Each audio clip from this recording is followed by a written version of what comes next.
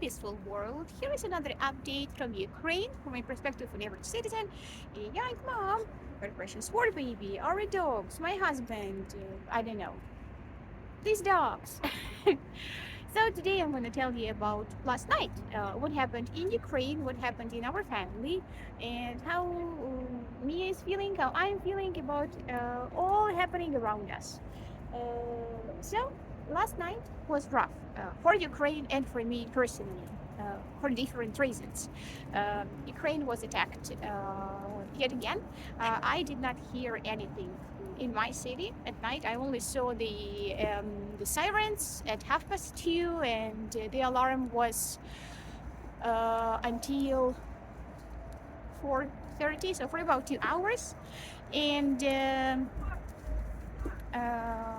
in the morning, I read that a few important infrastructure objects unfortunately were hit, and the Russians seem to have changed their tactics, which is more efficient now because they sucked so much, really. I mean, they wasted so many of those rockets, but now they are doing a bit better, which is bad, and I can only hope that our air defense will be able to read into that and adjust their defensive style. But in general, they are miracle workers, really. Our air defense is like the best. I don't know. Really grateful to them. So, yeah. So that's the news about Ukraine. It is not great. As for my night, it started early.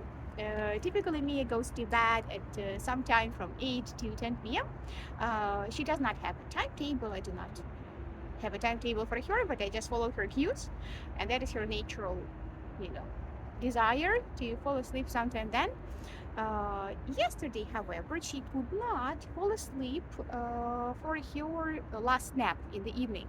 And I gotta guess that she was teething, probably, because, well, she was restless.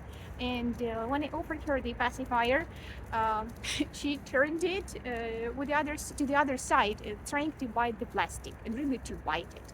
And when I gave her another passy of a different shape, she turned it in a really strange way and she started chewing it. And that was really mm, alarming. It's like something is not okay here. I might be in for a surprise this night. So I gave up the effort to put her down for the last step, and we had another hour of activities. She had that extra hour theoretically. I gave her a bath, we played, and then she fell asleep fast on my book. And that was it. That was good for a very short time, because then my nerve got pinched and it hurt as hell. Any breath hurt. And all I needed to do was to, move around a bit. But I did not want to wake her up because she was already in her night sleep situation. And when I tried to put her next to me very carefully, she woke up immediately and became fussy and started crying, and I had to pick her back up. So somehow I managed to release that nerve. It was not a critical situation. Now, like, I feel some numbness there, but it's not as bad. It is not that electric shock kind of pain, just some mild numb pain. Um, so yeah, and that was only the beginning, really, because then I tried to put her next to me like every hour, every 40 minutes, and she protested, and I got like 10 seconds of a relief, and that was still very good. When your back hurts, even 10 seconds of a relief, it was like labor back again, Not that bad, of course, but that moment between contractions when you can exhale. Yeah, the contractions were, you know, 5 minutes apart. So yeah, that sucked. That really sucked. And even in my arms, she was very, very restless and fussy. And I believe she was teething indeed, because when nothing bothers her, she can at least sleep peacefully in my arms. And that is even kind of cute, because when I pick her up, I always expect that she wants a book, at least for a few seconds to prolong her sleep, to get calmed down. But very often at night, it is enough just to pick her up. And she can be super fussy, fussy, fussy. And I pick her up and she just melts in my arms like dough. And that is adorable, really. I love those moments, but not this night. It was all about boobs. She really needed it. And I think this is yet another sign of teething. Uh, Molly is another star of the night. God damn that dog. Um, she can be aggressive towards Meow Meow and Charlie at times, and that is very disappointing. But there's very little I can do because in all the other situations in her life, she's the most vulnerable creature you can imagine. We cannot even walk her. She's afraid of everything, and that's understandable. She's a PTSD dog. She was born on the street. She was shot on the street. She has a very sad story. But it does not excuse her behavior like at all. So last night, Charlie was sleeping in his armchair, and when he jumped off it, she jumped on top of him and started biting him and kind of clapping him with his paws. And she has longer paws than Charlie, He was helpless. He never fights back. I don't know why. So they are like, they have opposite characters. Charlie can fight with people, but he's always a gentleman at home with his ladies, with Meow Meow and Molly. So she was just attacking him. He was not fighting back. And I think he should have. And I was like, Molly, what the F is going on? Screaming at the top of my lungs. Molly on my boob. Molly. Mia on my boob. Having her eyes, wide open, like, what is happening? Why is Mama screaming? But fortunately, she did not get too disturbed by me being emotional. And I was really upset with the dog. I really do not appreciate this kind of a behavior. And in the morning, I threatened that she might be sleeping in a separate room if that ever happens again. I mean, I love Charlie. He's special, but it's so sad. He's obviously old and weak now, and sometimes if there is no food, he barely stands up or wakes up. But when there is food, he jumps like a puppy. He's a really food motivated gentleman. So I feel like she's taking advantage of his fragility.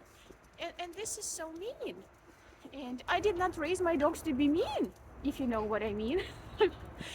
So yeah, the night was full of events. And then at about 5 a.m., Meow Meow started walking around meowing because she wanted to poop. And that is, something to inform us about. I don't know what she's trying to tell us. Like, beware, I'm gonna poop. Or I need some privacy, everybody out. Or it's coming. I don't know what she's trying to tell us, but she always is very vocal when it comes to food.